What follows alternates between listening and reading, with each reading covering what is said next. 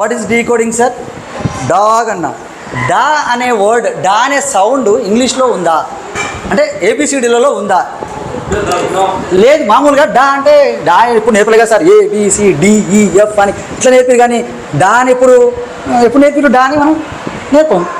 Can కా అని ఎప్పుడైనా తెలుగులో అంటే ఆ సౌండ్ అంటే డీకోడ్ అంటే ఒక లెటర్ని దాని సౌండ్ కూడా వాడు డీకోడ్ చేసుకోవాలి. అంటే ఇప్పుడు డా అనగానే డా అనే సౌండ్ డీకి సంబంధించింది అని విద్యార్థి దాన్ని అర్థం చేసుకొని చేయడాన్ని డీకోడ్ అంటారు. అంతే.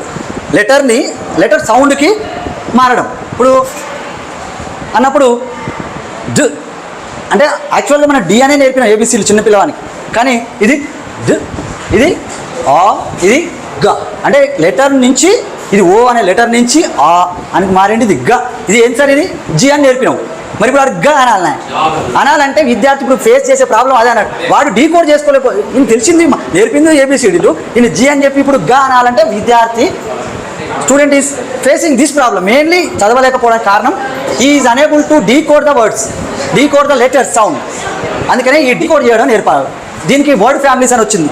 ఈ డీకోడ్ చేయడానికి ముఖ్యమైనది ఏంటంటే మనకు ఇది చూడండి సార్, డాగ్ లా అంటే these are word families. Word families అని వస్తుంది. Word family means these are the word families are rhyming words. So in this way only cat బు దీస్ ఆర్ ద డీకోడ్. అంటే వానికి విద్యార్థికి ఫస్ట్ లెటర్ చదువుతుండు, C అంటుండు, ఏ అంటుండు, టీ అంటుండు. సిఏటి అని క్యాట్ అనలేకపోతుండు. బి అంటుండు, బి అంటుండు, ఏ అంటుండు, టీ. బి ఉంది, ఏ ఉంది, టీ, 3 సౌండ్లు ఉన్నాయి. కానీ దాన్ని బ్యాట్ అని ఎట్లా అనాలి అనేది ఇప్పుడు అది సమస్య. ఇప్పుడు మన స్టూడెంట్స్లలో ఉన్న సమస్య. దీనికి మనం ఏం చేయాలంటే first letters, identification of letter and sound is important.